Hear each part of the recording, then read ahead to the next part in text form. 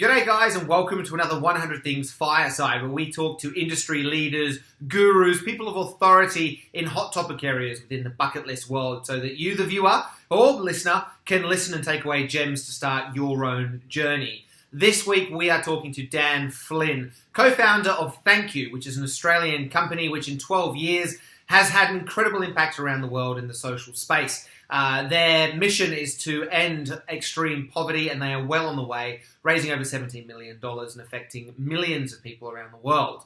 Dan is going to share all his tips and tricks on how to not just start a company, to how to start something with meaning, with purpose, with social impact. Have fun listening to this incredible conversation, and thank you for being here. Dan, thanks for being here, buddy. How are you?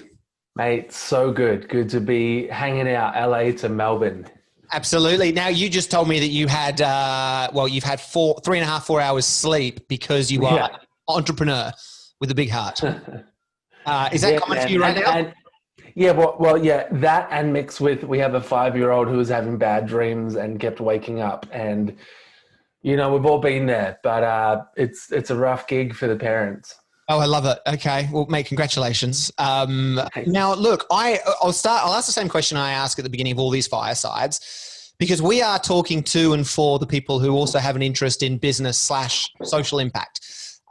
It's a very common goal. A lot of people want to get into the field. A lot of people want to have impact. So when you confuse those two things together, there's something quite magical there. Having followed your journey, you're doing an incredible job. But rewind it. What was the first moment that you thought, hey, I want to be an entrepreneur. I want to do something that has impact. Do you even use the word entrepreneur? Take us right back. Yeah, look, I don't. That's just me. You know, if other people use it, sort of, you know, sometimes it's a compliment. Sometimes it comes with a whole bunch of baggage. That's not a compliment. But I think that, you know, my mum said that, you know, apparently when I was in kindergarten, I was running around the yard selling the leaves from the trees that fell in a pattern like a helicopter to the other kids. And I was getting upset that they didn't pay good money for them. And so like littered through my whole school life were all these stories of, you know, entrepreneurship that to me at the time, it was just how my mind worked. And I wanted to make stuff or make money or start a car washing business, or, you know, the list went on. At 18, I was very focused on things like becoming a millionaire by 21. You know, I'd read a bunch of books. I was like focused on business. And I was really interested in property development. And I think it's because I was exposed to a lot of thinking about money, understanding how much money there is in the world. I have this moment, which I didn't plan, but I'm 19 years old. I'm sitting in front of my computer just like I am now. And I was watching stories of kids who didn't have access to clean water. And I'd clicked through to it from a bigger statistic that said 900 million people in our world still don't have access to clean water. And I thought, that's a big number. But I click into it and it was shocking. Like, I sat there in this one moment crying because I was thinking, man, like, what if that was me? What if I just lost my sisters to waterborne disease, which is like a story that's common. 4,500 children die every day from waterborne disease. And I'm sitting here thinking, this is so wrong. And almost worse, because I'm thinking there is so much money in the world. And we've still got this sort of archaic issue, which is really my first moment of social business. You know, we Thankyou talk about this one world that has two extremes. It's got the $63 trillion that we spend as consumers. And then it's got 736 million people living in extreme poverty. And we see those two as like two extremes that really should have a bridge. And we see Thankyou, a social enterprise, as our bridge between the two, kind of using business, using consumer product to help end extreme poverty. It's so interesting. Obviously, awesome. Well done. You're a legend. I mean, what a great thing to commit your life to. I've got so many questions already just off of that. One is, what's interesting is you're a kid trying to sell leaves to other kids, which is awesome and hilarious. So you obviously had that sort of business mind, and then it seems that later on the social impact thing became important to you, and so you fused them together. Again, for people watching who it's a very common bucket list item to start a business or start a charity or work for a charity or have impact. Does one have to come before the other? Can they come together, in your opinion? And I suppose linked to that question, I always seem to ask questions in two, this is obviously something that affected you. You were emotional. It emotionally got you at that moment. You were in tears in front of a computer screen. Is that a crucial element in moving forward with something that you hope to have social impact? Or can you say, well, a lot of people have cancer, therefore I'm going to start a cancer charity? You know, like how important is that personal thing? Yeah, it's a good question. And I can only probably speak from my experience, but I genuinely think everyone's story is unique. So some may begin with social or begin with business or both at once. I mean, the common age-old principle is you make your money, then you give it. Now, social enterprise and social entrepreneurship is kind of a challenge to that, to say, well, no, you make your money so you can give it, or you make your money and have the impact along the way, and that's how that works. And so, you know, that became our story for myself and my co-founder Justine and Jared. You know, and Justine and I are now married. We still work together.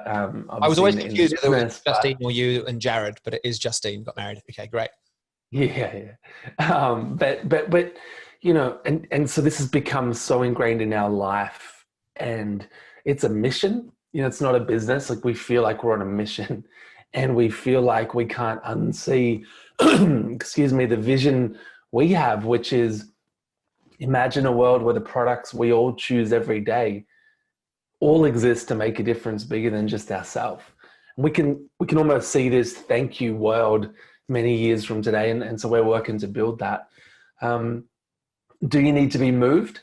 I think you do to a level, and every human's different, right? So for me, I'm pretty, like I'm pretty emotional. I need to be kind of really engaged emotionally if I'm going to take action. But I think that the going does get tough very quickly. And so it's important that you're working on something that really moves you, not just at an intellectual level or a conceptual level, like, oh yeah, that's a good thing to do, I'll do it. But it has to go pretty deep, because in our experience, this hasn't been a home run. This hasn't been a softball. This has been one of the hardest things we've ever done. And when we tell people our story, people often remark, how on earth did you have the kind of the courage to get up and go again? How did you push through all the hurdles? And I think it's because it came from a deeper place, where every time we wanted to walk away, I'm thinking, man, some kids don't get to walk away from this situation, you know? And that, yeah. Why would I? I hear this again. There's so many things I want to ask you, and I'm going to try and put this in some kind of order, but one is how hard you're working. I think there's, again, just the basic premise of starting something, a business, or I suppose for this conversation, it's more social impact, but there is certainly, you hear it a million times a day here in LA, you have to grind, you have to grind, you have to grind, you have to suffer. I'm not sure whether that's true, and I want to ask if it is, but certainly it seems to be your experience is one thing. Separately, kind of business 101, it seems that you talk about this emotional appeal of, you know, clean drinking water to everyone should be a norm. And so essentially you're filling a gap. You have a solution, or you hope to have a solution for an issue. Should people wanting to start a business, social enterprise, that I suppose is like the basis of it, right? You should be trying to fix something. You shouldn't just be trying to do something for some other reason.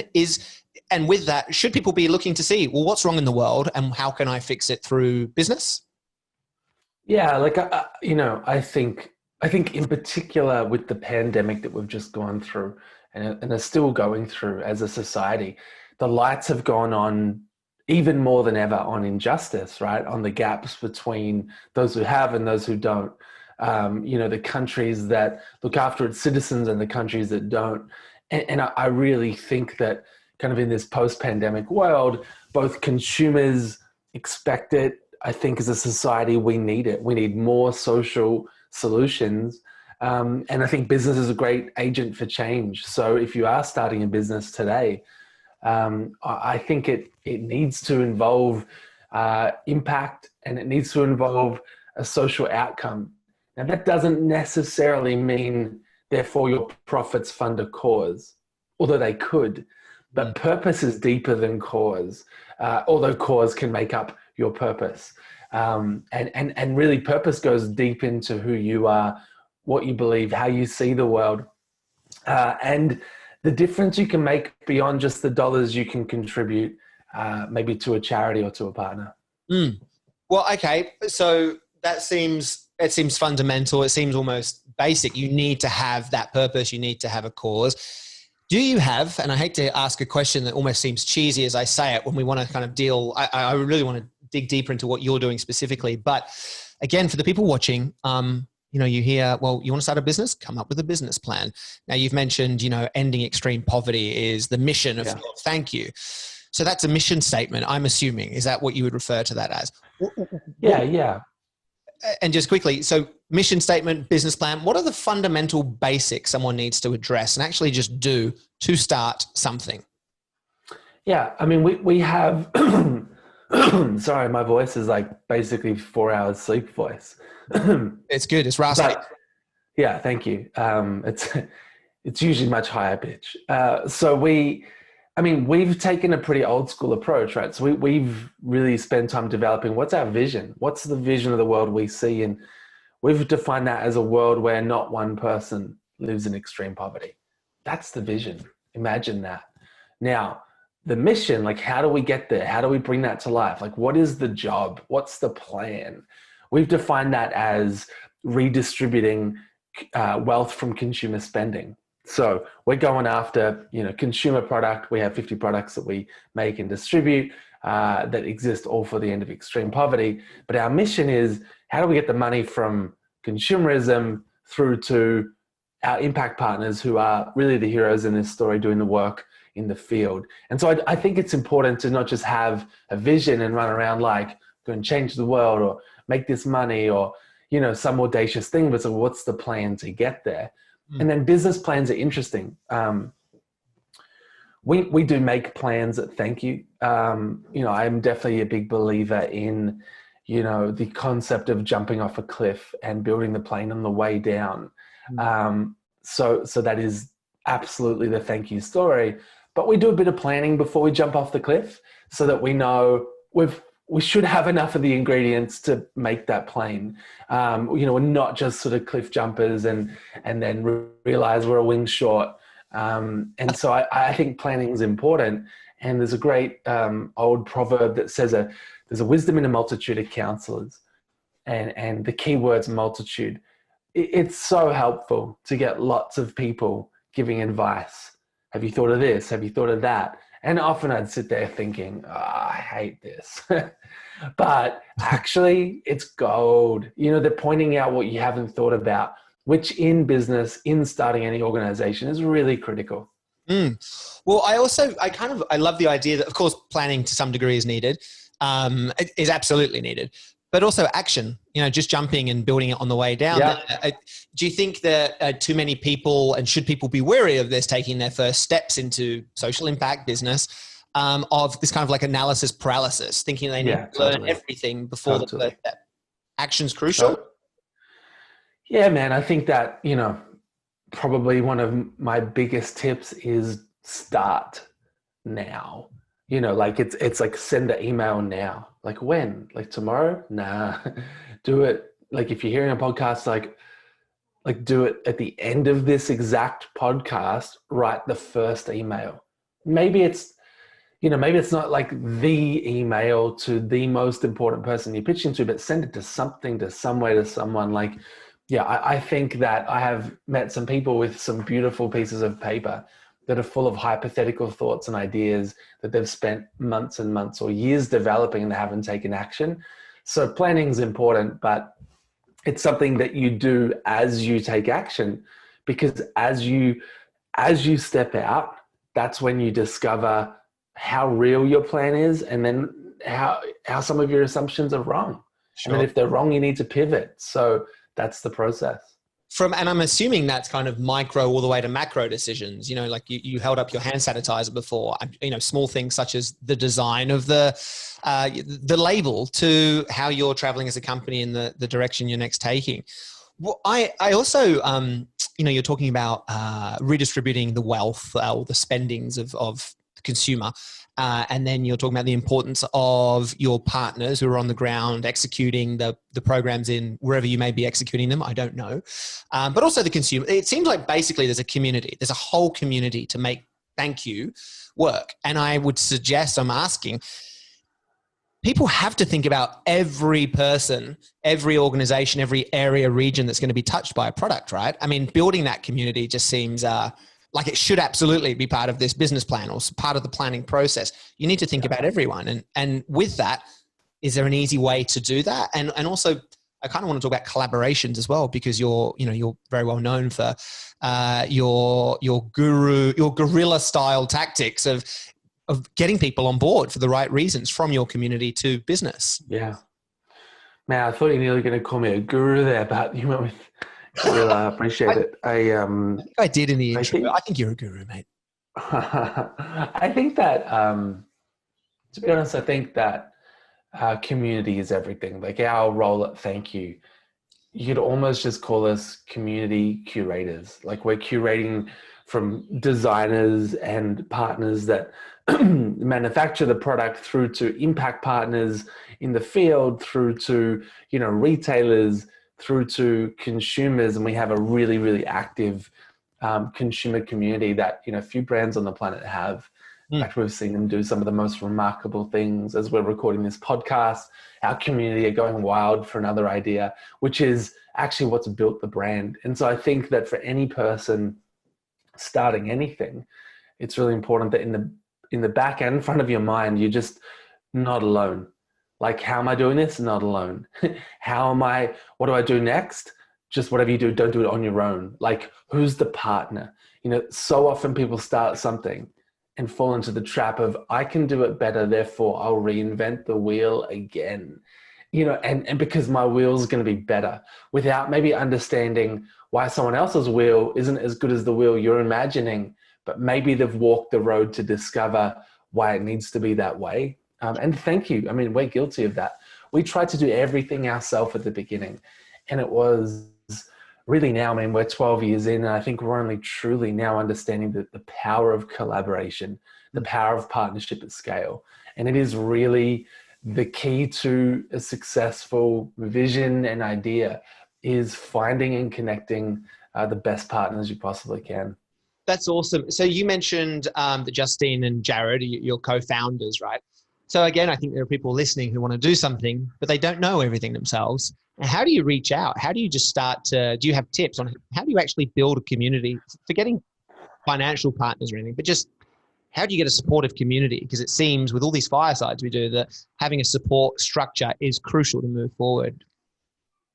Yeah, like I think communities come from different places. They could be the school or kind of community you grew up in that could be supportive. Sometimes they can be the most destructive to your ideas, not supportive. It's different for everyone's context. Sometimes they find community in sport or in their spirituality or faith, or maybe it's in the venture they're doing in their social space or business space. And I think the reality is there's community everywhere. You know, I think for Justine and myself, we've got a really strong kind of community around us of just family, friends, you know, people in our faith context, people in the social enterprise space. I didn't know there was a community in that. Like, we were so focused on like our bubble or our little rock called Thankyou that we lived under. I remember a couple of years in going to an event for social enterprise, and I met all these amazing people, and I was like, oh, I feel so awkward. We haven't connected, you know, and it was just, there's a whole world. And so if you look for it, you'll find them. And I think it's critical that you do find them, because you can't walk alone. You know, I only have the co-founder experience, but I am very grateful for it. Yeah. I think founder's a lonely journey. Co-founder can be too, but I think the power of, we and together. Like you have no idea how many times I've quit or Justine's quit, and then we've encouraged each other to stay, right? Like you need people to pull you through, Yeah. you're starting anything. And I guess you just haven't decided to quit at the same time, which is helpful. Yeah, we kind of planned it on different days. So that's fascinating. I love that you sort of say proactively go out and find them. There is community out there. There are people wanting to do the same things. And I think that's a really interesting tip for people watching. Equally, on the other side of collaboration or building community, and you talk about actual business and, industry partners. In Australia, for example, you're stocked in the two major, we'd call them grocery stores over here in the US, but Woolies and Coles. My question generally for people, I want to get an answer around the idea of how do you reach out to these big partners? Do you ever get that? Well, who am I to reach out to these big people who you need to partner with to progress your business?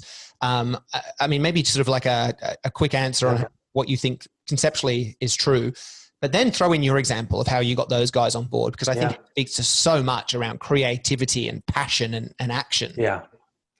So look, I think there's two things. Like one is like getting a meeting, right? And getting to share your vision, and the other is getting buy-in to that vision. So if they're the two things, right? Getting the meeting, right? Getting the chance to sit down with someone and share the vision. The best tips I've got on that came from, actually a CEO I met once, and I sat down with him and he was very kind to give me like half an hour of his time. And he opened with a pretty fascinating story. He said, Daniel, when I arrive at my desk every day, I have three piles. I have packages, I have envelopes, and I have emails. Which one do you think I opened first? I was like, packages? He's like, I'm like a kid at Christmas. I go straight to the packages every single time. And I guarantee you, so does everyone else. He's like, so if you're trying to cut through, wrap something, package it up, put your letter in it. We've done that. We were already doing that, but we did that even more so, and invest a bit of money in it, right? So for example, pay for, and it's expensive, but pay for the express shipping bag that you put it in, that the person on the other end has to sign for. Because the moment they sign, it feels more important than an email. That may cost you $25, $50, but it is worth every single cent. I'll give you an example. Right now, we have a campaign that maybe we'll end up talking about, I don't know, but we've sent a package to two different head offices.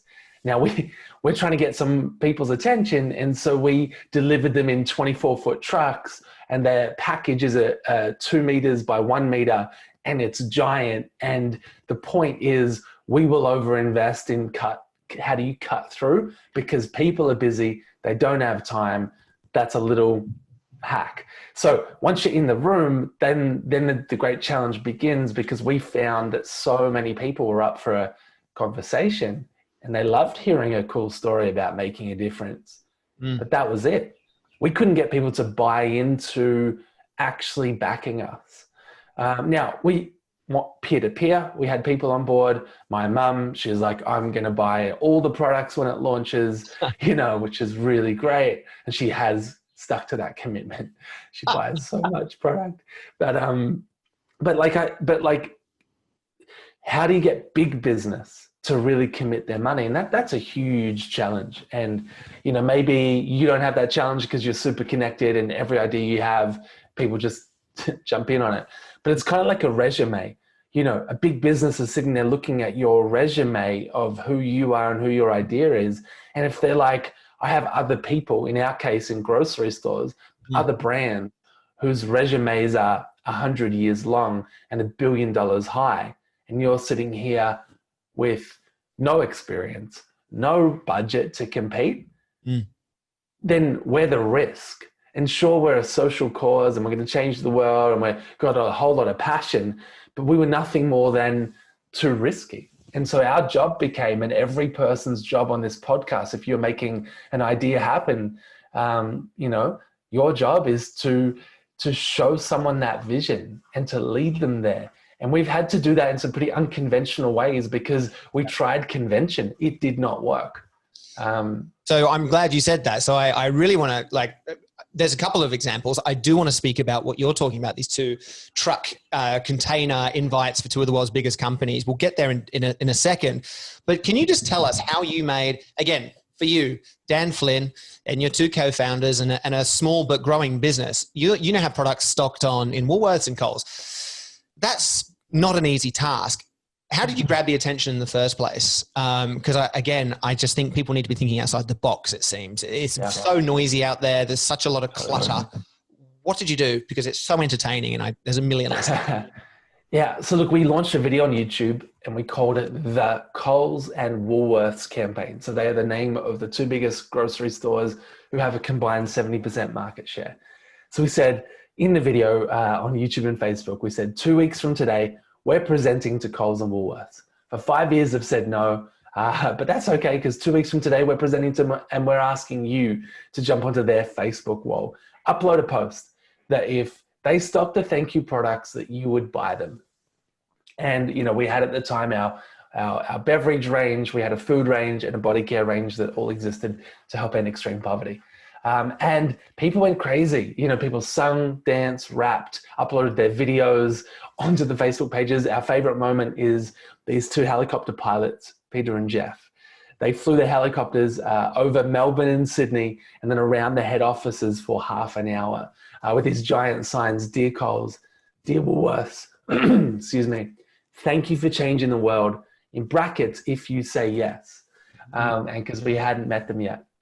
And so we circled the head offices, it got media attention, it got their attention, and we had product on the shelf 1 month later, you know, and then the rest was history. Today we have the #1 hand wash in supermarkets. We have kind of a market leading range and, you know, we've raised now $17 million for our impact partners around the world. Absolutely amazing. It's so cool. And what I love about that is also you kind of activated your community, you know, your community who all believe in your purpose. I'm sure share the same values of wanting to impact people, regions positively. So you kind of catalyzed all that in one moment. You got the attention. I think it's important also to say that attention isn't the only thing that we need. You know, you need to have a product, an idea, a system, a process, whatever it might be, that's of value. And of course, yours is, you are filling that gap. You are reducing poverty to zero. Now, let's talk about your current campaign, which we've just been speaking about very lightly. I'd love you, again, just I think the example is such a good learning point for everyone listening. This speaks to, again, like furthering growing your business, because if you're doing well in business, you need to grow it. So a question that I would ask without an example is, how do you grow a business? But look, tell me about what you're doing and why you're doing it. Yeah, and look, this is a story of partnership. And I think the key lesson in this is partnerships are powerful. And that's our big bet in this campaign. Literally a week ago, we launched another video online, Instagram, Facebook, YouTube, and it's called No Small Plan. And No Small Plan basically outlines the world's in a really tough spot. Now, we know that the pandemic's not good, but 37 million people just went back into extreme poverty. That's estimated to grow over 100 million. There are 250 million people on the brink of starvation right now. That's not something that's necessarily making it into the news feeds. There is a lot going on in the world, but we point out that while the world's been in turmoil, at Thankyou, well, we raised a further $10 million from our hand sanitizer and hand wash in the space of a few months. So for history, 12 years, we raised 7 million. And then in the space of a few months, a further 10 million.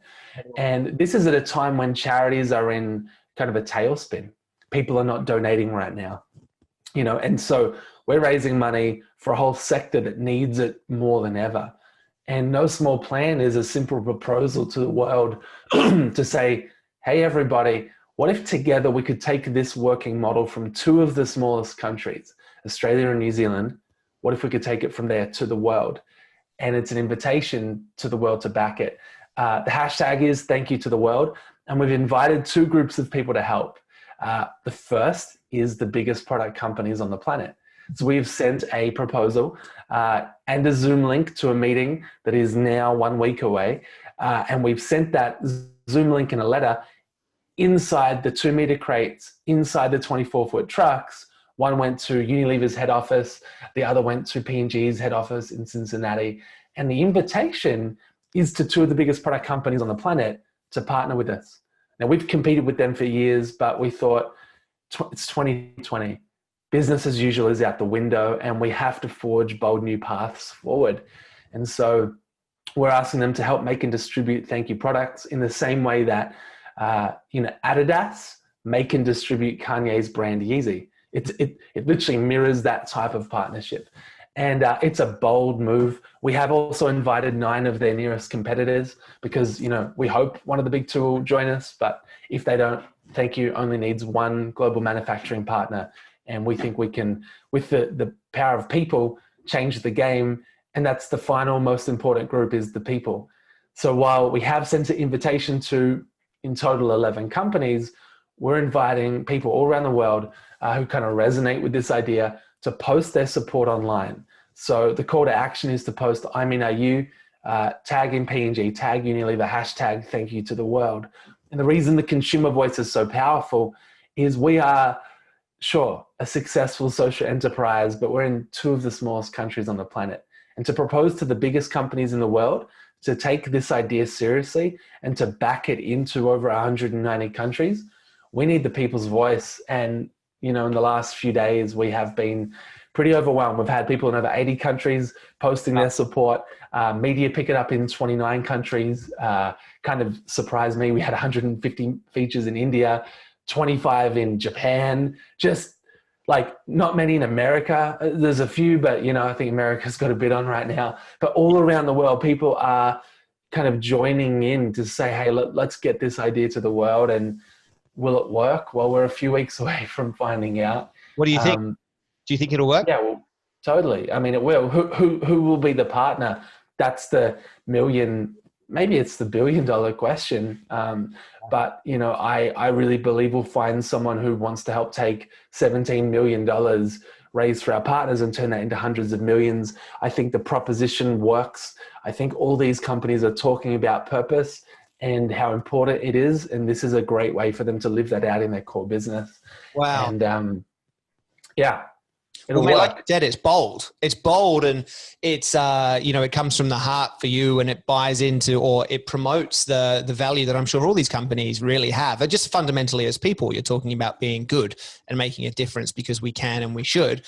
So I think on that alone, the merits should really win. I guess one thing that's just kind of separate to that is everything you're speaking about seems completely different to how business is done. You've mentioned it a few times, like business can be done differently. Again, for people jumping into the business world, the social impact world, 2 questions, because I lack the ability to ask just one, but is business getting to a point where it should be for purpose? Is business for purpose a term that people should familiarize themselves with? Have I just made that up? Is another question, but that vein. And secondly, how do people school themselves on the current state of affairs? I mean, are you a business genius? Are you some sort of creative guru, or have you just sort of gone and your hands are dirty, your knees are bloodied from being in the arena, and you're just sort of seeing it, calling what you see, so to speak? Yeah, look, I think that if you do not know what you're doing, that is one of the great traits to success that you need. You need to not know.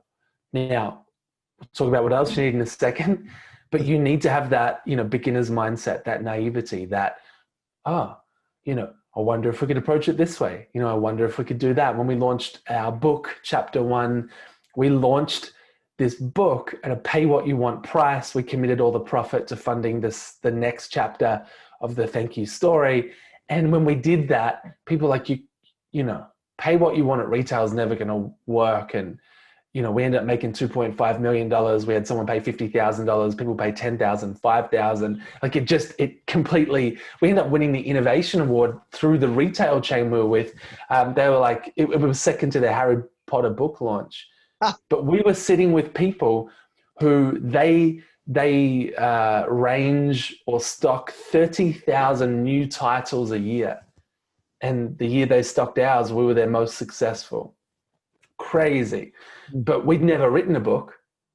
We'd never sold a book. And that was really, really, really helpful. The beginner's mindset is a powerful thing. But then at the same time, the other secret is to be humble and really hungry to learn. So while we don't know, we Google a lot. We talk to a lot of people. And while we might be entering, so right now we're entering into a space that's really global brand licensing. You know, these specific partnerships are called brand licensing partnerships. They happen at scale. Every company does them. We've spent the last 2 years going very, very deep on how it works, where their flaws are. And the more we've got to know this category, it just so happens that the Thankyou license, which is the specific agreement we're proposing between us and these companies, it's not traditional brand licensing. It's a kind of a new box, but it borrows a whole bunch of concepts from that one and a whole bunch of concepts from a few other boxes. And we're comfortable in that. And we are literally asking these companies to tick new boxes that they do not currently have, which is a bold thing, but it comes from beginner's mindset and learning and combining the two. And the reality is the world doesn't need another Me Too business idea. It doesn't need another Me Too product, another Me Too, just a replicate of something else. It needs new ideas. It needs new ways forward. And you'll find that when you learn and when you also approach things with big questions like, why? Why do we have to have a retail price? Why? The book itself, we printed horizontally. So when you open it, I can't see a copy, but when you open it, it's printed the wrong way. And we just changed it. And, you know, at a convention level, you can't. At a practical level, you just hit click on the rotate button on the print file. That's it. So like at a convention level, you do not. There is a reason millions of books are written that way. Okay, is there? Why? It's better, is it?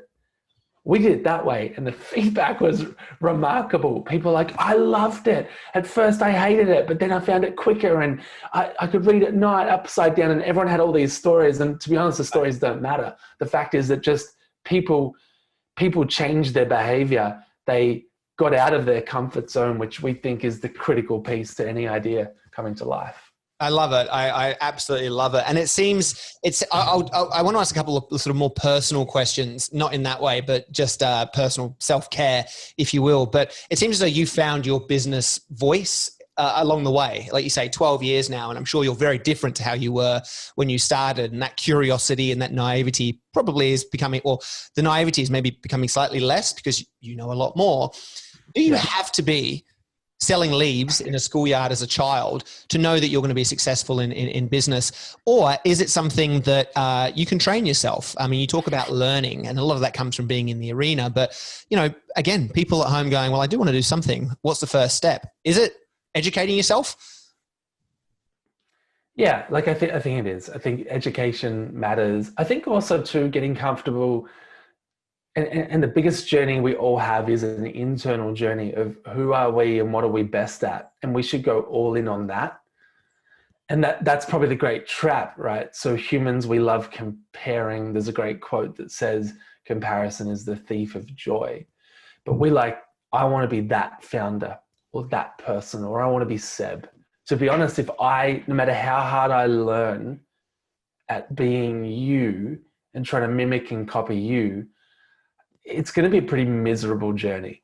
Now, I have seen you. I tell people I think you are one of the best in the world at connecting with people and disrupting in the most incredible way relationships. I've seen you at the most formal parties, walking around with bare feet, and you are the life of the party, but not in a sort of just a rude way, in a really planned way. Like I've seen the way you connect with people and you make people feel first time I came to America, I mean, that particular room, it was overwhelming, and you made me feel so comfortable. And you also made some of the most influential people feel comfortable, and you connected everyone. And it's sort of, this is part of your Jedi skill, and it's you. And then you going all in on that And even the way that you host this and you connect, like you're going all in on that. And I wonder if sometimes before we jump into the next thing, we need to go, who am I? And start going a little bit deeper. Like what am I good at? Because do we need another person with a list of 100 things, you know, and a podcast and bare feet? Not that you can't do all those things as well, but it's like, I don't know, maybe someone's like really, really passionate about gymnastics. Maybe that's their thing and they could just do it. They could balance on the beam. Well, what does it look like to go all in on that? Because you've gone all in on you and I've gone all in on me, which is sort of business and entrepreneurship and just challenging things. But I think that's a really critical step. And I feel like I see people who spend their whole life just trying to be something they're not or someone they're not. It's a very miserable journey. And some are lucky enough to then discover, you know, their unique gift or their unique kind of calling, I suppose. And I think that's pretty powerful. Yeah, mate, that's awesome. I appreciate the lovely words too, but I agree. I mean, I do a bunch of workshops and asking people to come up with their strengths. Hey, what are your 3 top strengths is often a question that isn't answered very quickly. People don't know that. So I think, again, it's really important, certainly from a business point of view, for people to know, well, what am I really good at? And I love that you think the answer is double down on whatever your answer is.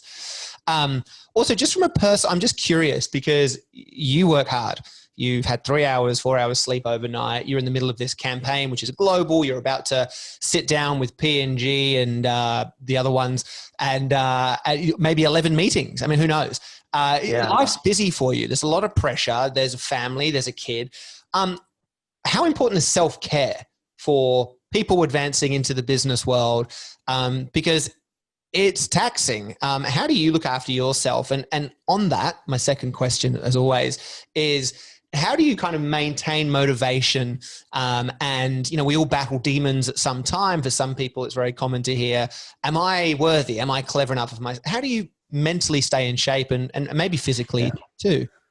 Yeah, well, physically, that's another topic. That's something I haven't quite nailed. I woke up this morning like I should work out.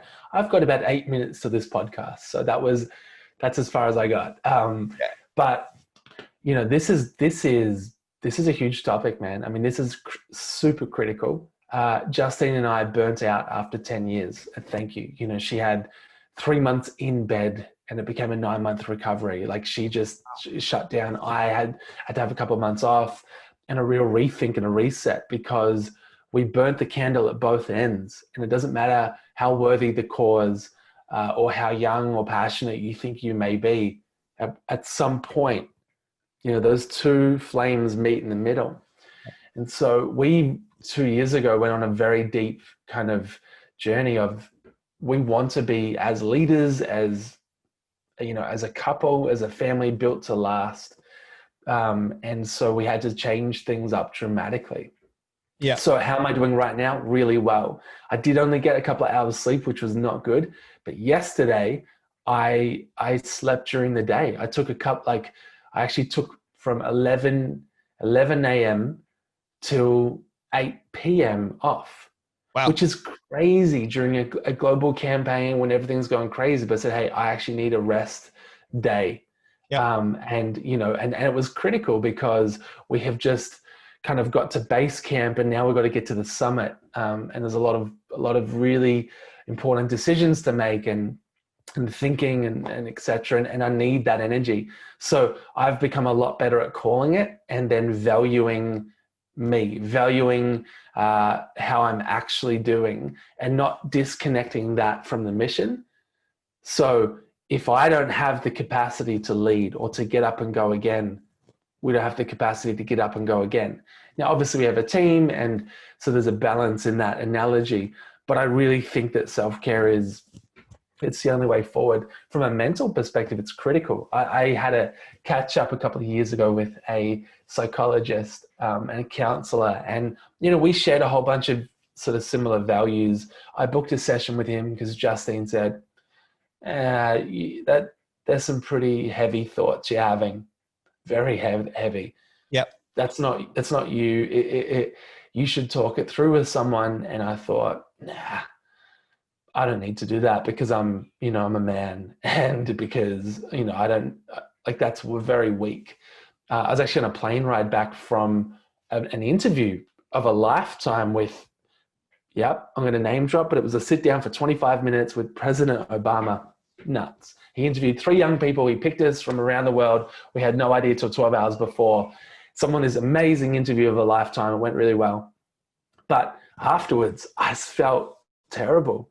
And I was on the plane ride home sitting next to a psychiatrist from LA, and he works with all the people.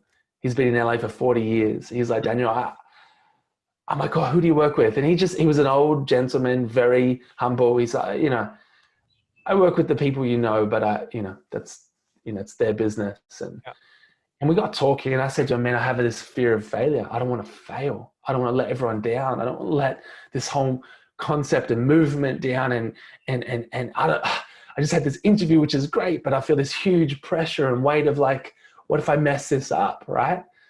And he's just like, you need to unpack it with someone. And I was like, yeah, it's not really for me. And, he's like, well, I actually said this one line, what does it take to not end up in the chair?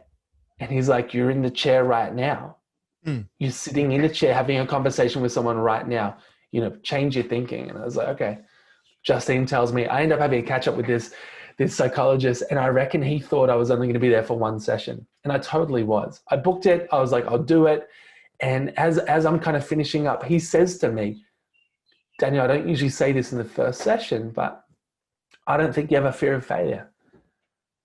I think you have a fear of rejection. What if people reject you? And I just start crying, like bawling, and I couldn't stop. I was like, and I cried the whole way back to the office. I mean, my next meeting, my assistant, who's like the only one outside of Justine who knew about this meeting, she's like, your eyes, like I look bad.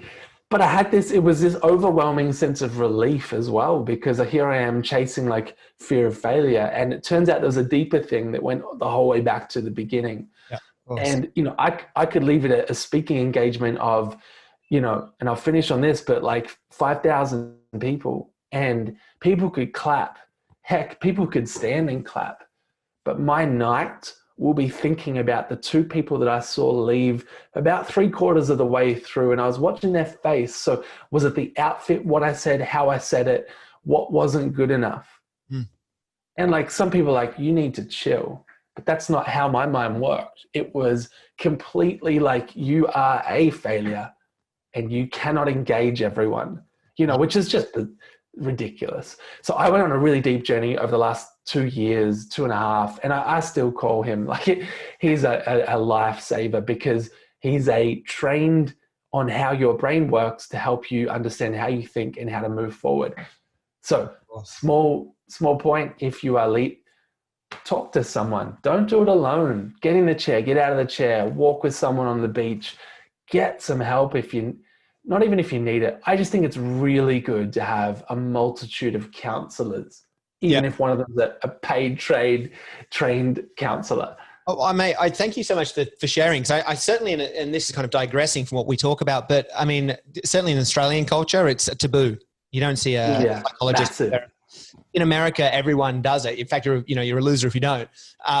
It's not quite true, but mate, I'm the same. I had aversion to it, and then I ended up doing it. And I thought, this is because you'd like to think all your best mates or your family they're perfectly qualified to be able to sort through your mental anguish but they're not. And why wouldn't you seek someone who does? And thanks for sharing. I'm in the same boat as you.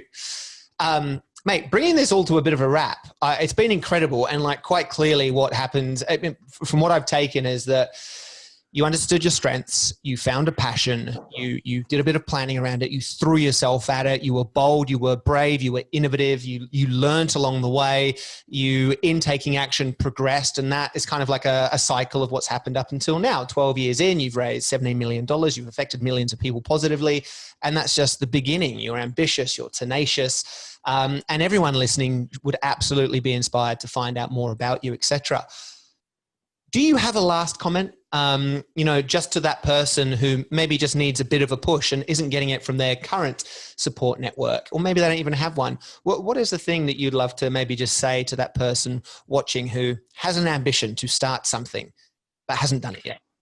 Yeah, look, my sort of thought, which ties into a bit of our journey, is like, we talk about life in chapters. When we talk about Thankyou literally in chapters, we're writing this book chapter by chapter. But one of the great traps, even listening to a great podcast or reading a good book, is you're comparing your chapter 1, and I'm sure people have heard this before, with someone's chapter 10 or 3 or 4 or 50. And that's a huge trap. So as motivating as something like this can be, I found myself actually in my room reading books thinking, how the heck how do you even get there? How do you even do that? And our goal at Thankyou in everything we write and release and share is to be as open and transparent as we can on the fact that we still don't have it all together. We are absolutely still learning. And if you have either of those two things, like, that's us. We might be a few years down the track, but move forward, and move forward confidently, that you can go from your room feeling like, I don't know if I've got what it takes. I don't know if anyone will accept me or my ideas. You can go from an insecure kind of with all these dreams to actually seeing it become a reality if you move forward, build community around your idea, and go all in. And that's the final point. Just go all in. Just all in. And that could look different for everyone. For me, it meant when all my friends were finishing uni, I didn't. When they were all getting some pretty cool jobs, I worked as a traffic controller on roadworks to earn money so that I would have time during the day to build the dream that is now Thankyou. Go all in.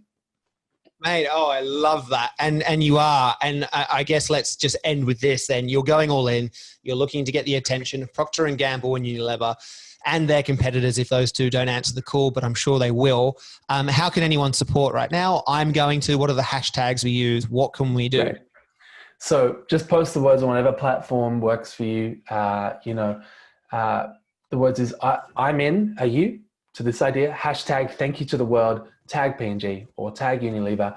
And if you're up for it, go the extra mile. We have people right now who, one kid I just saw ran 27 kilometers on his Strava app, and he ran the words, I'm in, are you, ? Girls made earrings, I'm in, are you? Some sneaker guy with like 500,000 followers is like, I'm in, are you, on some Nike Airs. People are just like getting creative, and that's really helpful because it helps ideas cut through into a very busy, crowded world. Dan, mate, thank you. I know how busy you are at this particular moment as well. And it's just honestly a breath of fresh air. So inspiring speaking to you. Thank you for taking the time, buddy. Mate, good to hang out.